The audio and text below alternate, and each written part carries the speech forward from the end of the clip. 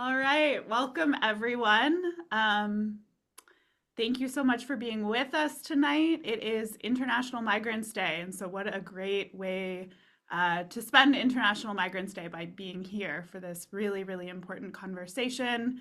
We're just going to wait a few moments for folks to trickle in. And as we do, I'll just explain some of the tech features this evening. So we'll repeat this a couple of times. Mais pour les francophones sur l'appel, on a l'interprétation simultanée ce soir de l'anglais envers le français. Alors, si tu cliques sur le monde, sur le bas de l'écran, you will be able to hear Oliver va interpréter de l'anglais envers le français ce soir. So I was just explaining for those who are francophones on the call tonight who are joining us, we do have live interpretation from French to English, or sorry, from English to French. So for those who would prefer to be listening to the call this evening in French, you will be spending some time with our incredible interpreter, Oliver, who, yes, is graciously offering his time tonight to make sure that this call is accessible to all.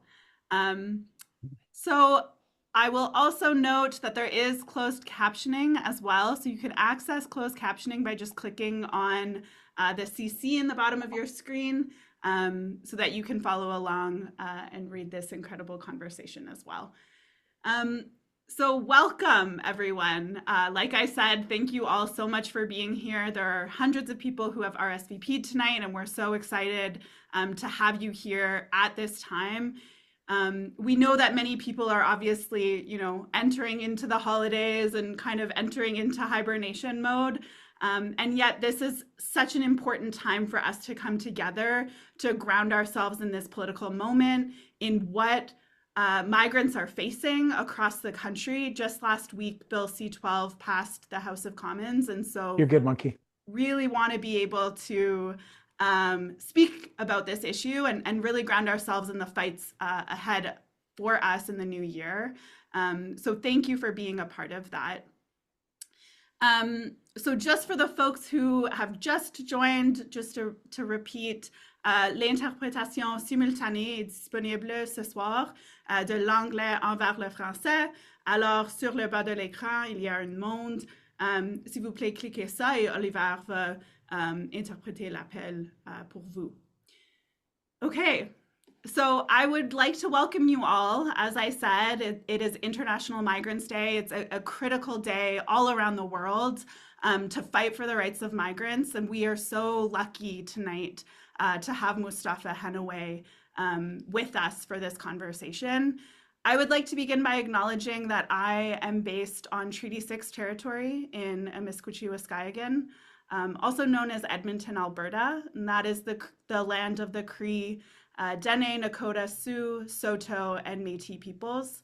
And these are lands that, have seen the freedom of movement, since time immemorial until very violent restriction of that movement in the form of reserves and enclosure and preventing access to the real kind of material needs that people need, that Indigenous people need. But prior to that, these lands, I think, reflected that natural human instinct in order to gather in community, to find food, to find shelter. And I'm thinking about that a lot on International Migrants Day of what it means to actually honor the Indigenous laws that govern the lands that we live on, and how it is that the history of the lands that we are on really show us this importance of fighting for the freedom of movement for all people. And so want to ground us in that spirit today. So as I said, just a few housekeeping items. I see that many people are already introducing yourselves in the chat. Please continue doing that. We would love to see where you are calling in from. We have folks all across the country who often join these solidarity sessions, and it's always really, really exciting to see where you're joining from. So as I said, closed captions are available, and we will also be recording the call this evening and sending that out. So I always say, for those of you in Newfoundland falling asleep on the couch, you'll be able to pick it back up in the morning and make sure that you don't, miss out on any of the conversation. So tonight we are really talking about, here we go. We are really talking about the moment that we are living in, rising xenophobia that is happening not just in Canada, but all around the world, anti-migrant policies in this country that are attacking the rights of migrants and refugees, and getting into the true culprits that are actually behind the crises that we are facing. We have seen consistently that migrants are being weaponized as a scapegoat, as a way to deflect from the real culprits behind the problems that we're facing. And that's what we really want to get into tonight. So without further ado, I would love to introduce our panelists, our conversationalists for the evening. So as many of you know, Avi Lewis is a journalist, a UBC teacher, a proud dad, and he's running to be the next leader of the federal NDP. He is calling for a party that unapologetically points out who the real culprits are to the problems that we face, and doesn't allow us to be pitted against one another and to be divided as working people. And Mostafa Henaway, I am so grateful to have him here tonight. He is a longtime community organizer at the Immigrant Workers Center in Montreal, where he's been organizing for justice for immigrant and migrant workers for over 2 decades. He's also a researcher, a former graduate fellow at the Social Justice Center at Concordia University, and he's the author of the incredible book, Essential Work, Disposable Workers, by Fernwood Publishing. So check that out after you hear all of his brilliance this evening.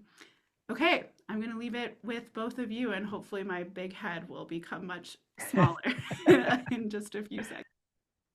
Emma, thank you so much. You are such a great scene setter for these solidarity sessions, and your activism is something that has meant a lot to me in all kinds of different spheres, in workers' rights, in migrant rights, in Palestine solidarity organizing and climate organizing over the years. I haven't bigged up Emma enough in these sessions. Emma, it's really incredible work that you do, and thank you for bringing your skill at running these conversations to the campaign. And Mostafa, it's a real honor to have you here. You and I have been adjacent in activist circles for a really long time, and to have this conversation with you on International Migrants Day is very powerful. And this political moment is a really powerful one.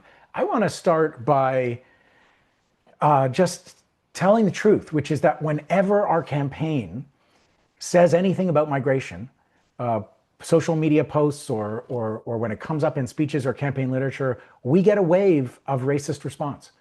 And it is just a stark reminder of why the powerful in society use racism, xenophobia, fear of the other, and constant demonization of immigrants and migrant workers to divide us. It is surging in our society, just like it does in every time of economic desperation in history. And the theme of our campaign and of all politics in this moment is the everyday emergency of people just trying to get by in a rigged economy where everything is way too expensive and everyone is working too hard. And we have seen very skillful weaponization of the latent racism and xenophobia in this country, which is surging along with the extreme right, and obviously south of the border is even more in your face in a lot of ways. But it's part of the same phenomenon. Times are hard, people are suffering, the people with power in society want us punching down and turning on each other and not looking up at the big banks, at the 5 big grocery chains, at the Gale and Westons of the world, who are actually laughing at the Bay Street bonuses and performance-based pay that was $23.7 billion this year. They are partying on Bay Street in the financial sector, and we are dealing with the legacies of colonialism, white supremacy, and the tricks that power plays to turn us against each other. So this is a vital conversation to have right now. Also, just last week at the end of the last parliamentary session, Bill C-12 passed. It has profound implications for migrants and refugees across the country. It pulls from Donald Trump's playbook. This is the one of the few pieces of major legislation that Carney has passed with the Conservative Party fully on board This bill, C-12, which is going to the Senate now, which will be the next fight, it's not over, but it's passed its readings in the House of Commons. This bill will result in mass deportations and have serious consequences for people trying to come to Canada. And we're going to talk about all of that with you, Mostafa, this evening.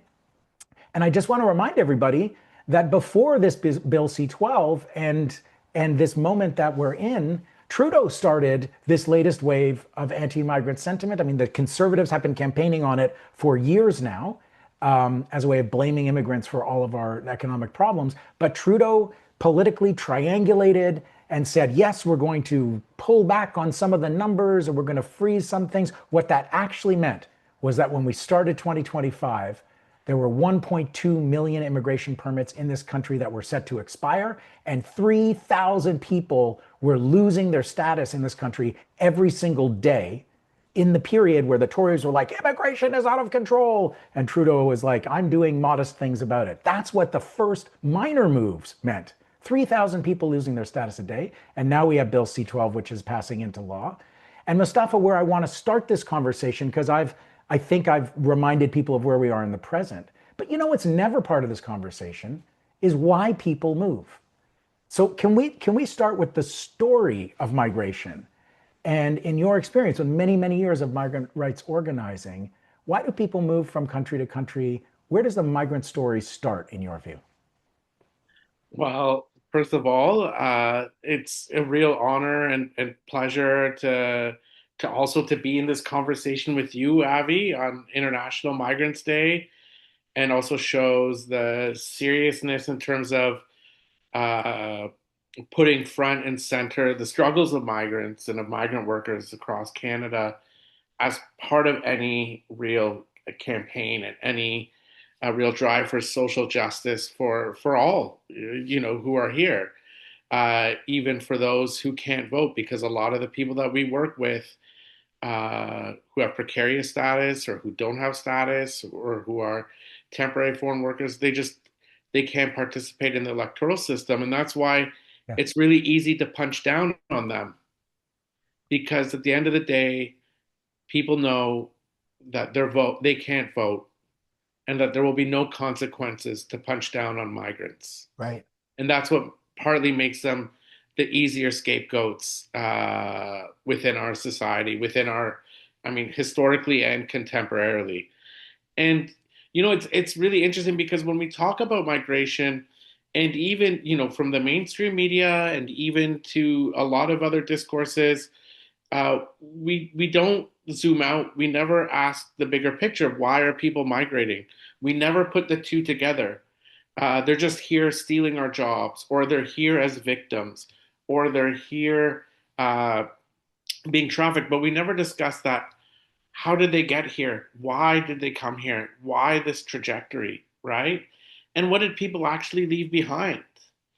And the only time we did ask that moment, we were forced to in our recent history as in Canada, right? And I think a lot of people will remember that moment. It's when the body of Alan Kurdi showed up on the shores of a beach, and who was supposed to come to Canada on humanitarian and compassionate grounds as a Syrian refugee to join his family as a toddler. And I think that tragedy shocked all of us. And because it was the first time we were confronted the realities of what people were dealing with who are fleeing their countries, right? Syria is the most gravest example in terms of fleeing the war in Syria. But it was the first time we were having that discussion, right? And so it's very little do we often connect those two. And I think for a lot of people, there would be more empathy and there would be more solidarity, because what people want is no different than what anybody else wants in life, right? Uh, Education for their children, the ability to have a decent livelihood, some sense of economic security, um, you know, all of the things that we take for granted, that are being attacked on us, Yeah. have been attacked in the global south for more than 4 decades, right? And, you know, what we don't talk about is the role of, globalization and the way that neoliberal policies have destroyed those possibilities for the overwhelming majority of the world, right? 80% of migration is from the developing to the developed world. And there's a reason why. And it's not bad governance, it's not corruption, right? Many of these countries aren't even failed states. These are the countries that were the most adherent to sort of what was the Washington consensus Right. of free trade policies, of structural adjustment programs imposed by the International Monetary Fund and the World Bank. So the Philippines, for example, 5,000 people leave every day the Philippines as migrant workers. Wow. And this is a country with high GDP growth, export-led development. So why has it failed so poorly? Because these policies don't fundamentally work, and all of these policies go to enrich the banks on Bay Street, on Wall Street, in the City of London, in terms of countries using all of their resources to pay back the interest on unjust debts. So they privatize their education systems, they privatize their healthcare systems, they're forced into export-led development into maquiladoras. So all of Or these shipping raw resources like we in Canada have done. I mean, in a way, you're describing like the rest of the world, certainly the global south and the less industrialized countries, were a preview of what's now come home in this cost of living emergency, where we see the terrifying concentration of wealth in the fewest possible hands and life getting impossible for everyone else, and people thinking of starting to move to seek a better life. Exactly. I mean, we've even, if you talk to people in the East Coast, there's a lot of solidarity with migrant workers because they say, do you know what? Our economies were ravaged and we had to seek work in the tar sands. Right.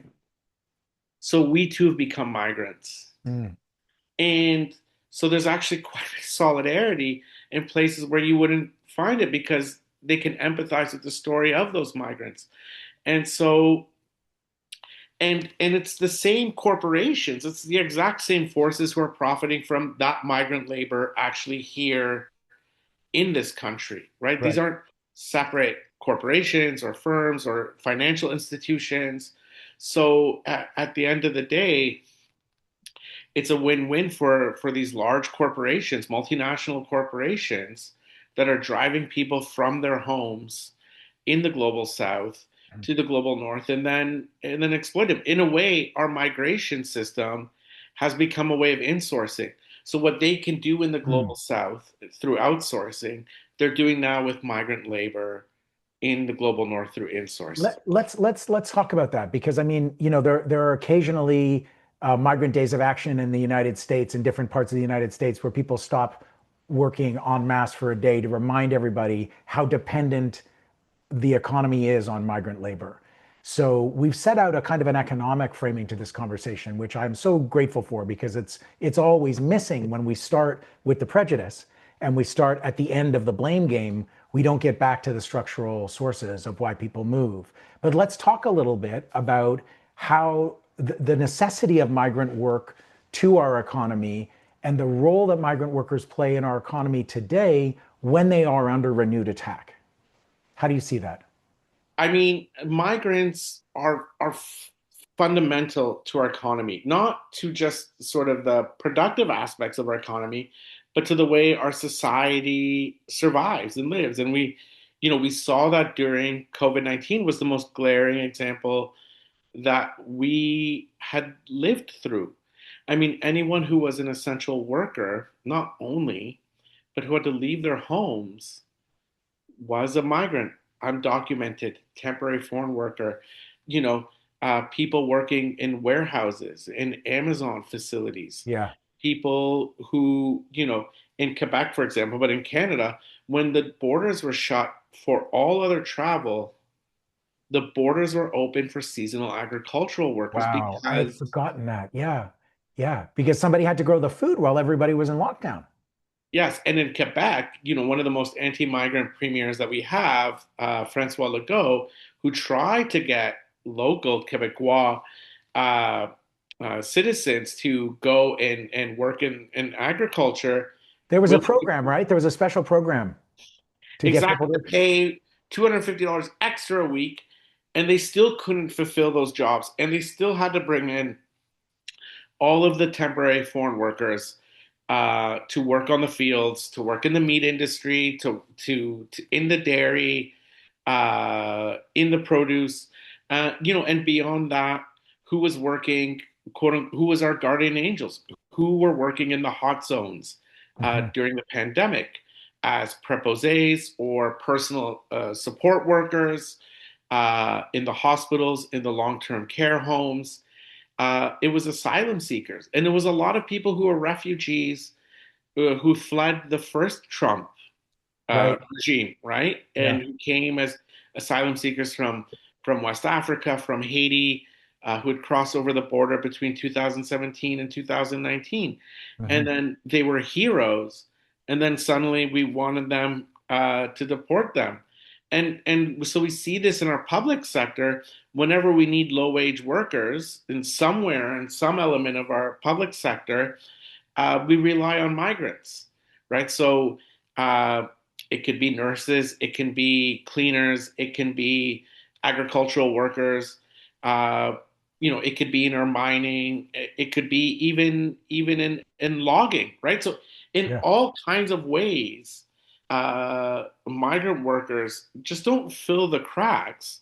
But if you actually look at the most important sectors of our economy, there really is migrant labor at the heart of it, right? So if Mhm. you look at our grocery sector, at our the whole food chain, not just agriculture, right? Yeah. So the largest and the most important, you talked about Galen Weston, but if we Oh, I talk about Galen Weston a lot. yes, I mean, because everybody knows he's worth $18 billion, and we are struggling to pay for a cart of groceries. And that juxtaposition, I think, is very top of mind for all Canadians right now. But you're saying that migrant workers are actually a fundamental part of this system of the price of food that has got so many people angry and thinking outside the box about big solutions. yeah, and so when we the Weston family serves as like this perfect example. So when we think about the way of insourcing or in globalization, we think about Nike and the way Nike sort of as a brand, and they exploit these maquiladoras and these suppliers in the global south. The Westons do the same thing across our entire food chain, and it has two effects. So, because it's not just the Westons, so the big three, Loblaw, Sobeys, Metro, Sobe Empire, Metro, Metro, and yeah. Loblaws, they control 60 to 70% of the entire food distribution market. So 70% of everything that Canadians eat comes from three companies.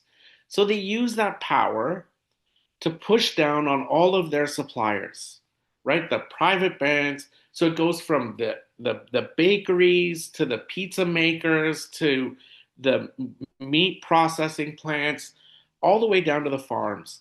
And what these three companies want is profit, right? And so, what does that mean for a farmer, a strawberry farmer in Quebec? Is that they're forced then to sell to Loblaws or Metro $1 a quart for a quart of strawberries, Yeah. and they turn around and they sell that for 4. Yeah. So what is the farmer going to do? They're going to exploit that migrant worker even more, right? They're going to pay them less. They're going to work them longer hours, and they're going to make them work harder and create that exploitation. So it's not migrants that are creating this cost of living crisis. Actually, the Westons are just, and these three, the more powerful they get, the more they're gouging from the workers, from the suppliers, and Hmm. from the consumers, Hmm. Hmm. right? So actually, if migrant workers were able to organize, they would actually challenge the cost of living crisis. They would be able Right. to challenge the extreme inequality in profits being made by this family. So, our food system is one example. So, if you look at even in tomatoes in Quebec, they're mostly concentrated into this one greenhouse operator called Savora, which is worth Hmm. almost $250 million. And because Metro demands one supplier. So then this supplier goes and buys out all the other smaller farms and they dictate the price to Savura. And so Savura dictates then all of the conditions and wages of that labor. So what we're actually seeing is that they're playing, so the migrant labor becomes more and more exploited, Yeah. yet the profits are going up. I mean, another example, which is a Canadian example too, is and it's an international example, is Amazon, right? So, while we're sitting here, Avi, every second, whether you breathe or not, whether I breathe or not, Jeff Bezos makes $500 a second, right? That's $500 a second to his wealth, something like $61 million a day to his wealth. Well, hang on, I'm just going to catch a couple of seconds here. Hang on. I picture it like just flying upward to the cloud. And all of those workers are refugee claimants. Yeah. They're people with international students. The people who have to, a lot of our scapegoating is around mostly South Asian men with temporary status who are driving the trucks. Yeah. And for road safety and stealing the jobs. And this is, a lot of the times people think of truck drivers as being that of the Freedom Convoy. That's not the real face of the logistics industry. Right. It's migrant workers who are paid, who oftentimes even face wage theft. Yes. I've seen there have been some powerful campaigns in the past couple of years around wage theft from these independent truckers who are really exploited by the Amazons of the world. And by the subcontractors and by the subcontractors. Right. And so what happens is because Amazon says, we're going to monopolize everything through fast and free shipping. So that means these truck drivers are forced to work obscene hours in the middle of the night without sleep, breaking our laws, breaking the laws of the unions, breaking unionization here. So in the warehouses, so not just the truckers, in the warehouses. And who's profiting? And what job are people stealing? They're being hyper exploited. And so we're anxious, the cost of the rent, the cost of living, but all of that to say is that migrants aren't taking that value. That value is being siphoned from them. Right. All the way to the top. Right up to Galen's yacht. And to the Bezos of the world, and to the Rossi family, which owns Dollarama. Mm-hmm. And so, and one other aspect of the cost of living crisis that we face, is the housing crisis. So we blame migrants for a cost of living crisis because there's been this, it is true, there has been this uptick of migration. But I mean, that falls in the backdrop of COVID-19 where there was no migration. Right. So that surge in migration also was a result of the Liberals trying to play catch up to no migration for the first like when the borders were essentially closed there. So, if you take a look at places like Shawinigan, which has the lowest per population, per capita immigrant or newcomer population, the housing prices have doubled in the last 10 years, right? So it's not international students driving up the cost of housing in Shawinigan.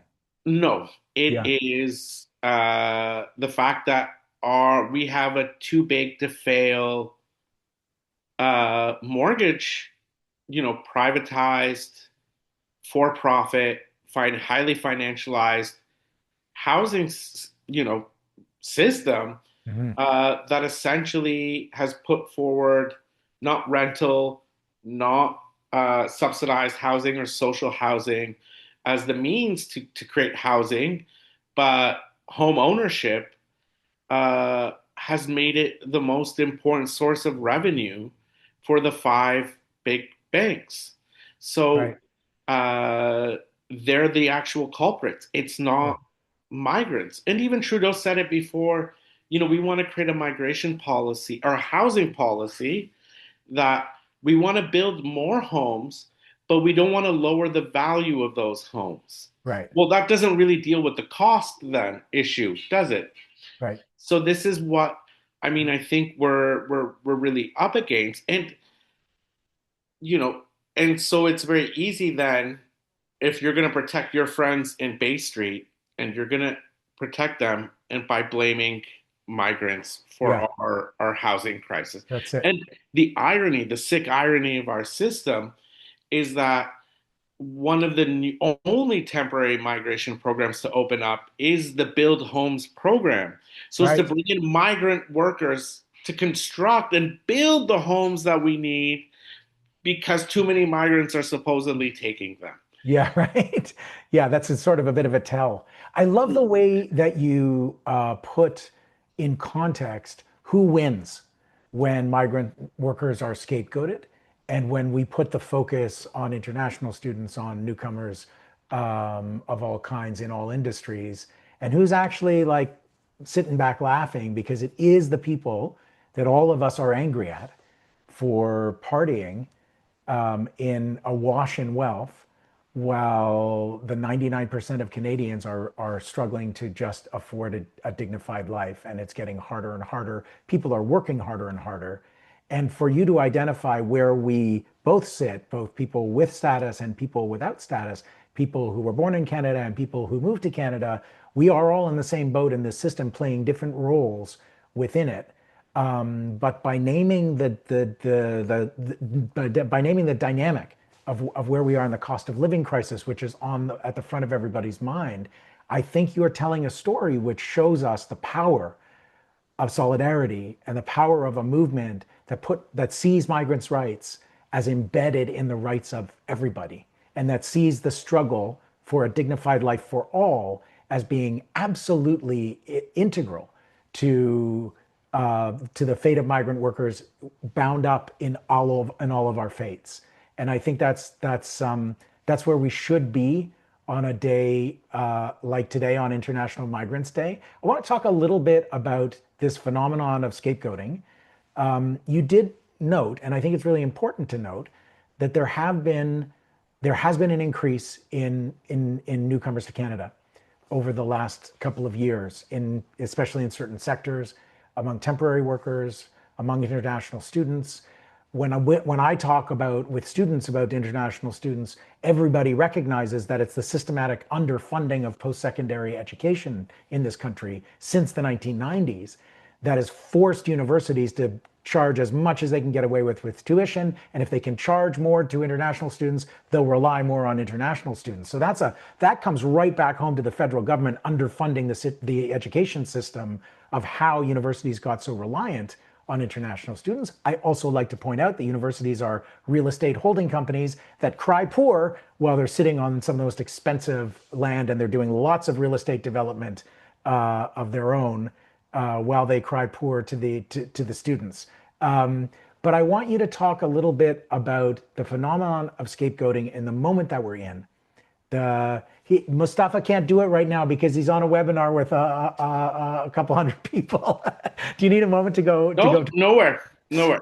I want to talk a little bit about the question of scapegoating in the real situation that we're in, where there has been a massive backlash, and just really stoked by these forces that we've been talking about. And along riding the crest of it is this Bill C-12, which is one of the most consequential and threatening pieces of legislation that we've seen in a very long time, along with a bunch of others that have arrived in the Mark Carney shock doctrine period since the election of last spring.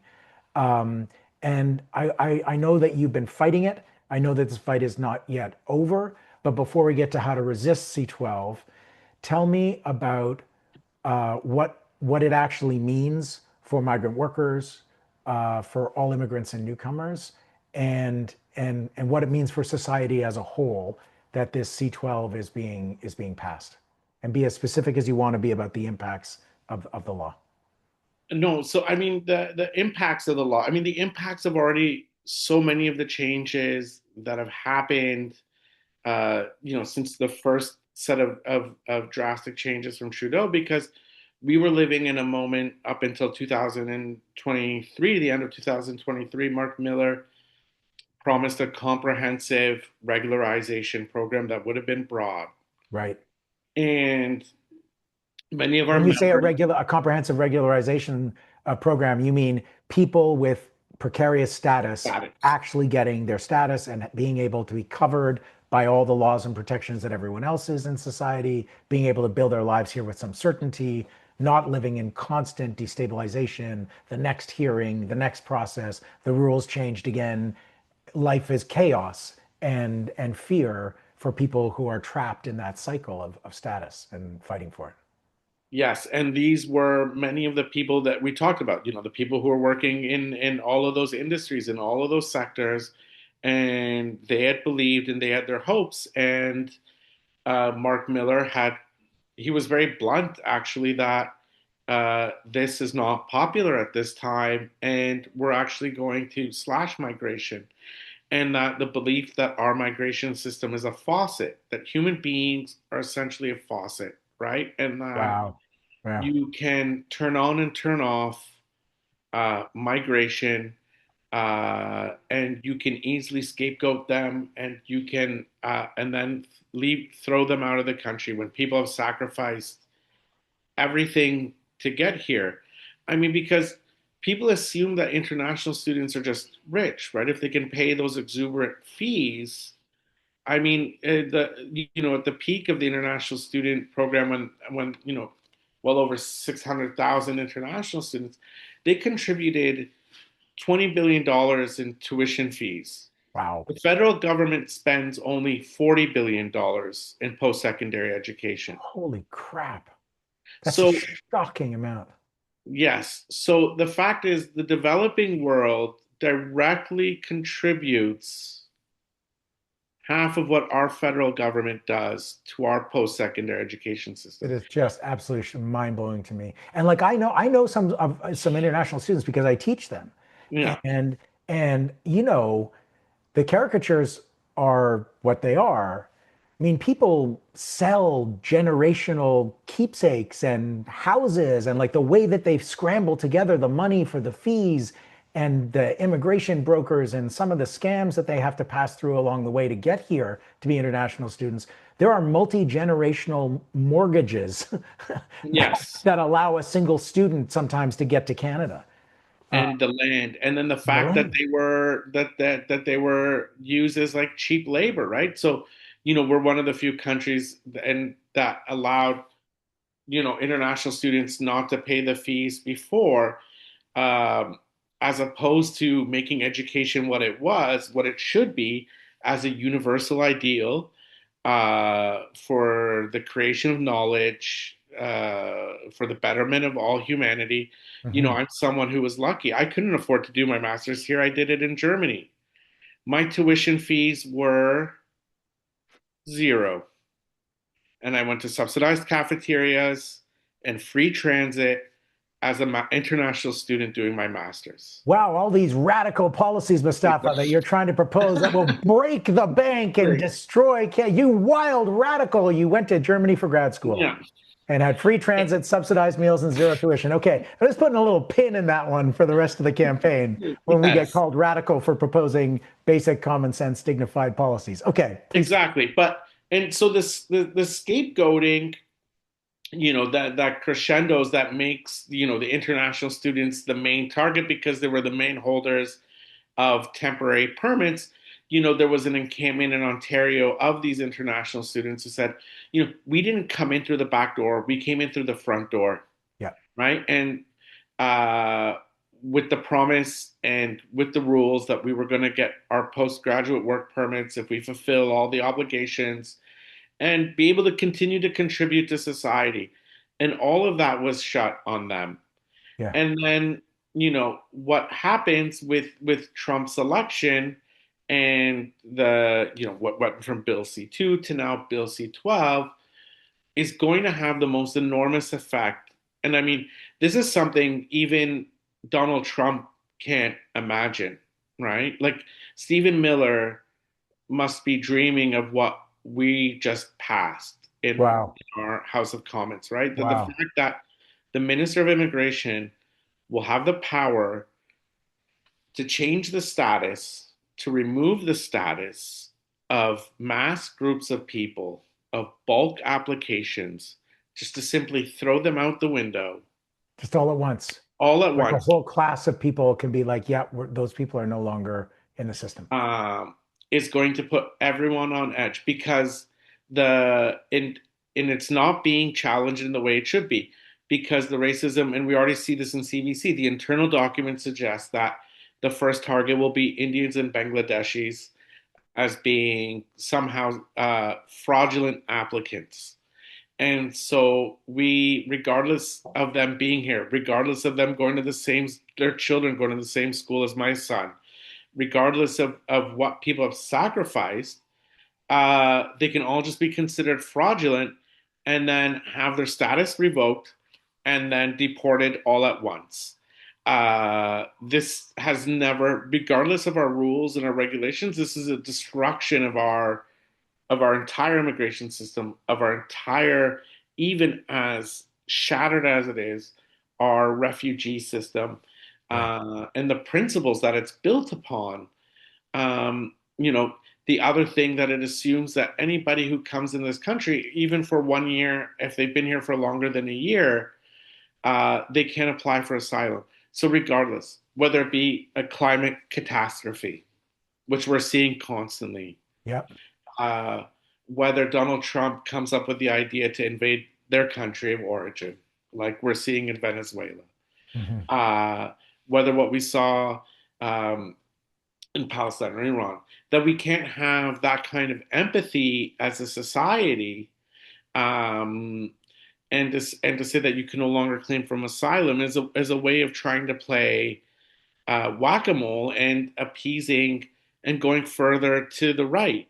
And so the last time an immigration minister has kind of had this power was the darkest moments in our history that we actually don't want to go back to, right? Wow. Which was in the interwar period and during Yeah. World War II, when none was too many meant the return of Jewish refugees Yeah. to Europe, when it meant Jewish refugees encampment on the border, the same borders that we saw refugees use to cross over in 2017, Yeah. in the 1930s and 1940s. Again, there were Jewish refugees trying to come into this country, but we had a none is too many policy, or the internment camps for Japanese This immigrants. is this is this is literally the level of discretion that a single minister has under this new legislation. Yes, with no balance, with no checks. And on top of that, to speed up the process by hiring 1,000 new CBSA agents, Right. when that money could be used to build the housing, Right. to fund our daycare, to provide the services that Canadians actually need. But instead, we need to create a villain. We need to appease Donald Trump to supposedly get a preferential treatment in terms of a renegotiated trade deal. Yep.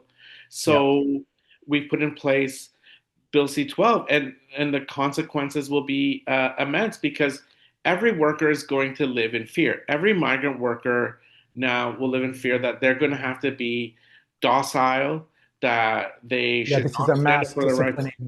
a mass discipline mechanism. Yes, But and employers will now see that they will have at their disposal a large pool of undocumented migrant workers because yeah. people aren't going to return, right? Yeah. People have lost too much and can't go back. Yeah. And so you've created a crisis. It's actually a manufactured crisis Yeah. when people could easily just have their status regularized and the sky will not fall. We see Right. countries do that. Spain regularizes Yeah. 100,000 people uh, every year to 2 years, with the requirement that they have residency for 2 years. Yeah. And see Spain's economy is actually growing. Yeah. Because it puts in policies that are humane and solidaristic. But Stuff I instead, want to we're moving through the hour really quick, and I want to move things along because you've got me really upset about C12. I want to save a little bit of time to talk about what our campaign, the kind of approach that we're going to take. But before we get there, I would like to do like a clear call to action for the folks on this call and the folks watching this video. You have sketched a terrifying portrait of the bill that the government has just passed. We've heard all of that and more in the months that all the people in the migrant rights movement and many others across the progressive spectrum have been fighting this legislation. What's the next thing that we can do? Because I think people on this call are ready to get out from behind their screens and do something in the new year when the parliament is back. Or well, like, what's the next step? What do we do? the next step is still to fight Bill C-12. It is not over, and we can't let it be over. Even if it passed in the House of Parliament, it has not passed in the Senate yet, and the Senate will vote on it in the new year. So right now, the focus for us is to tell everyone to put as much pressure as possible on the Senate to reject Bill C-12. And there's also actions that people can take in their city, demonstrations, rallies to stop Bill C-12. And you can find a lot of that information on people here coast to coast. So you can go to migrantrights.ca and action list / vote no C-12. And that's the most concrete thing. It's really, we're still organizing and we're still resisting it. Amazing. Amazing. I think it's really important to channel our outrage into action. And I remember, the migrant rights movements has notched some really impressive wins in the last decade. And I do feel that it's important for people to get educated and get in the weeds with immigration and migrant rights issues because there's so much detail in immigration policy. It's like housing policy in a way. And it really matters. Like I remember winning the big win, was it like 2 years ago when it looked like the government was actually going to give permanent residency to all care workers on arrival. And that was like a decade-long campaign. And so many great organizers worked so hard and the Liberal government like granted it. But then when they actually went to implement it, it turned out they only offered like 5,500 spots when there were like 40,000 people that were getting ready, and you guys were setting up trainings and like how to apply. The whole front end was ready, and then there were 5,500 spots when there should have been over 40,000. So I think this kind of struggle requires some education among the supporters, but it's really important to remember that these fights can be won. You think about where Canada was with Syrian refugees. You think about where Canada was with Ukrainian refugees. Canadians have a proud history of welcoming. And in these moments of economic desperation, when we're being manipulated to scapegoat and punch down, there's so much power in seeing our fates intertwined. And people have to remember that we can win these fights. We've won them before. We're going to win them again. And that's one of the reasons I'm running, by the way. Well, this is the thing, right? That it's this constant struggle, and so, the question that I have for you, Avi, is that uh, you know, what would under your leadership within the NDP and how your vision of it on immigration and how do you see your role in terms of to fight and defend the rights of all migrants? Well, I appreciate that. It is because that like a lot of the policies that we've been bringing forward from the campaign, we have been consulting widely with unions, with workers' rights groups, with movement groups, social movement groups in every sphere. And so the way that we've developed the policy in the campaign is by talking to people like you, who actually are in this work day in, day out, and really understand the nuances and the weeds and how to tell a new story and what is really required in this moment. So none of this will be like a big surprise to you, Mostafa, because we're reflecting back movement demands on this campaign, and this is how we think politics needs to be done. And I think going back to where I started with Trudeau last year, making this little political concession that suddenly meant that 3,000 people a day, 1.2 million people were losing their status in a single year. The disruption that these political games create in people's lives, we don't think about it. We just read the stupid headline, which is like, immigration reform or like tightening up whatever. What it means is people in this country living, making lunch in the morning for their kids to go to school, are suddenly thrown into fear, disarray, their lives turned upside down. So number one is we have to keep our promises to migrants and refugees and actually stop changing the rules in the middle of the game, because this is good. The political games played with immigration are really punishing people who are already vulnerable in society. So granting people the permits that they were expected, when people were on the verge of getting a permanent residency status, we need to fulfill those promises. We need to stop messing around with the lives of immigrants, migrants, and refugees, and actually keep our promises as our country. One of the pieces that has been in the news a lot is the question of temporary foreign workers. And the UN has said that there are parts of our current system that are akin to slavery. And the mechanism is this thing about closed work permits, right? People come to Canada with closed permits, which means they have to stay with the same employer. And there are all kinds of conditions that their residency is contingent. And this is just devastating for the rights of all workers. Permanent immigration status is how migrant workers can have the same rights as all other workers, so that bosses can stop dividing us, and so that we can have more workers in the fight for status and workers' rights for all. If we believe in equality, we believe in status for all. And so one of the things around this question of closed work permits is postgraduate work permits for all international students. The notion that we cherry pick who gets a work permit and who doesn't, who gets a shot at a permanent residency and who doesn't, it sets up a hierarchy of humanity. It's classist. It doesn't actually value people who do essential work: cleaning, food, growing food service, childcare, education, healthcare, long-term care, food processing, manufacturing and construction. These are essential roles in our society. And when you have closed work permits and you have picking and choosing who has a path to PR, which can often be long and grinding anyway, and who doesn't even have that path, that's just wrong. So, we've seen this play out even in our NDP leadership race, where conservatives and others across the political spectrum, including even candidates in this race, have called to end the temporary foreign worker program. And on our campaign, we feel strongly that is the movement has spoken. That is not a demand. There is no call to cancel that program. We have to guarantee status on arrival and status for people who are already here who don't have it before we do anything like shutting down an entire program. It would put thousands of migrants out of work and make them even more vulnerable. And we do not believe in canceling the temporary foreign worker program. We believe in status for all on arrival and fulfilling our promise to people who are pursuing status in the country right now. So, but you want to jump in on this one, yeah?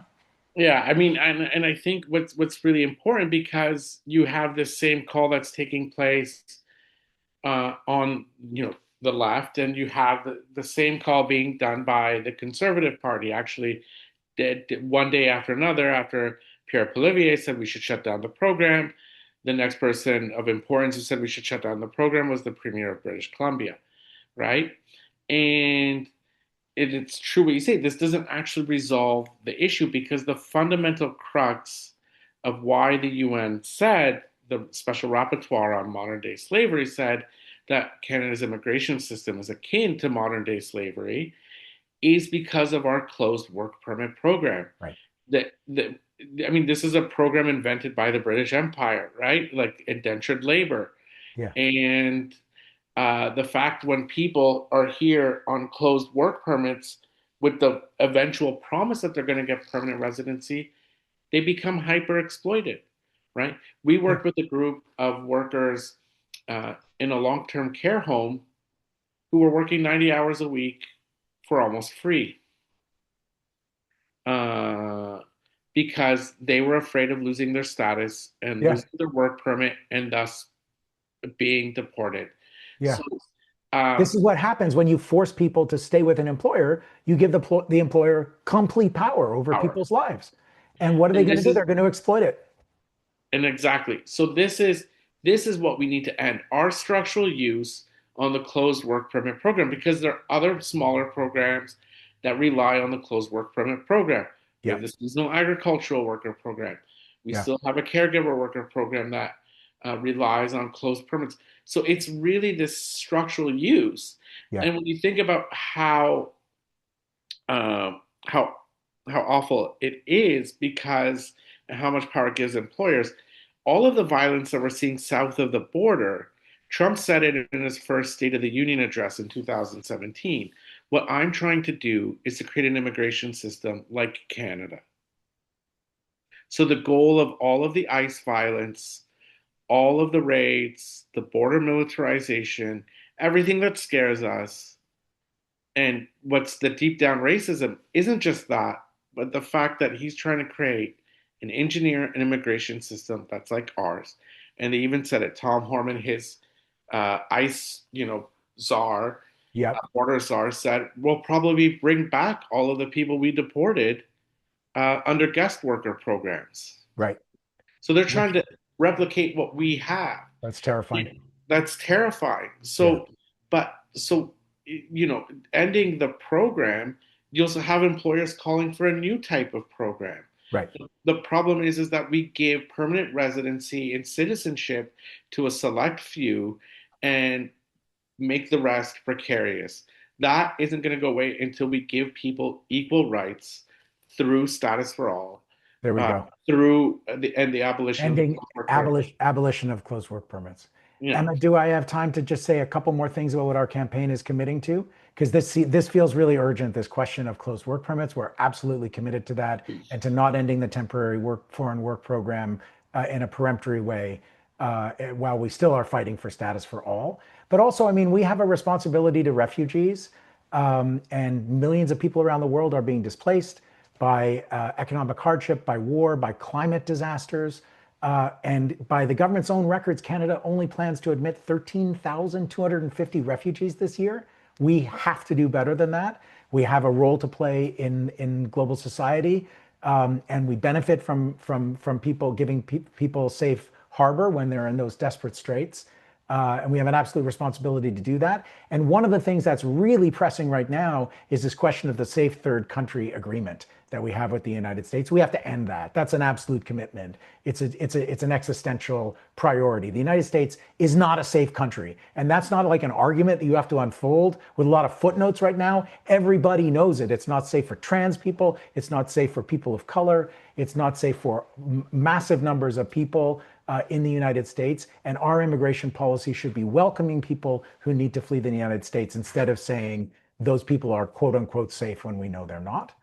And finally, the immigration system as a whole should be fast and rooted in compassion. I was meeting with a group of Pakistani elders, Pakistani Canadian community elders in Peel region the night before last. And they were talking about their own immigrant stories. And I think it's important for everyone to think about, how did your family get to Canada? What is your story? I think about my grandparents' generation. Everyone comes from somewhere, except for Indigenous people who have lived here since time immemorial. There's a huge opening for people to think about their own immigration story, and then think about what people are going through. You think about immigrants who are in this country, who have been in this country for a couple of generations, who came and abided by a point system that valued their skill and their profession and all of their capacities, and then didn't let them work in that thing that they were skilled at when they got here. People spend years trying to be reunited with their families, spouses that are separated by the immigration system, people living in a state of perpetual uncertainty. We have to give Immigration, Refugees, and Citizenship Canada, IRCC, must have more resources, get rid of the backlogs, speed up the processing times, provide certainty to people who are already in Canada, who are trying to reunite families, who are trying to get to Canada, and just have an immigration system as a whole that is fast, functional, and rooted in compassion. And I think that's a fight that is going to benefit all of us as we confront the same daily emergency, all of us together in this land. Thank you both so much. Thank you, Mostafa, so much for being here on International Migrants Day. Before folks leave, I think I just really want to lift up, Avi, one thing that you said. I sit on a board of a migrant justice organization here in Edmonton. And for the past 2 years, there have been, as far as we know, close to a dozen students, a dozen kids, undocumented kids, that have been prevented from going to school. They have been home for 2 years, and the community has had to pull together. We have, teachers who have been retired that are going and reviewing curriculum, learning new curriculum in order to try to teach these kids. It is a Band-Aid solution. It's not even a solution. These kids deserve to be in school, but really want to lift up that these are real human beings. These are human beings all around us in our communities, everywhere, that are being impacted by scapegoating, that are being impacted by really direct attacks, and are not able to live out lives that are decent, that are meaningful, where they're able to fulfill their own dreams. These are young kids who deserve to be in school, and it's all of our collective responsibility, I think, to point this out. And for me, what I have been saying all along in these solidarity sessions is that we need a political vehicle for our movements. Our movements are doing grueling, difficult work out in our communities, and we are seeing our entire political landscape sliding rapidly to the right. And the necessity of having a left anchor in this political moment that really is championing movements, that's championing everyday people that are coming together in order to fill these gaps is so crucial. And so I really want to lift up before the holidays, before, again, people go into this hibernation. Or sitting with their families, Emma, around the table. Yes, exactly. Conversations. Be brave, people. There are a number of calls to action for sure. This is such a crucial conversation, I think, before we go and we sit down at our dinner table. Xenophobia is living in all of our homes. It is coming through. People are really being held in the grip of these myths, and it's all of our responsibility to loosen that grip through these patient conversations, these really important conversations with the people in our lives. So please, listen to this again, write notes, do that work. You're going to mess up. You're going to make mistakes. It's not always going to be perfect. We can't be Mostafa Henaway right away, but we can still try our best, and we can do that work. Mostafa feels he's not Mostafa. Mostafa, you're all of our coaches, and it's great. Exactly. I just really want to emphasize, we have a deadline to this campaign. We need people to become members of the NDP by January 28th to vote for Avi, to have a leader of the federal NDP that wants to champion this cause, that wants to fight for the rights of migrants inside the House of Commons and outside. So if you are not yet a member of the federal NDP, we will be, posting a link in the chat. Please join the party so that you can vote come March 28th. Second, for all of you that are on this call, the most effective thing that you can do in this moment in order to help Avi win is to recruit your friends, your family, your coworkers, your comrades to do the same. We have an incredible sort of tool that can help you do that, where you're able to track all of your outreach. So please make a commitment for how many people you're going to bring in. It's really great, Moose. You should check it out. Every day I get dashboards, Mostafa. We've got dashboards. We've got a leaderboard. Every day I get emails telling me whether or not people have fulfilled their commitments to the campaign.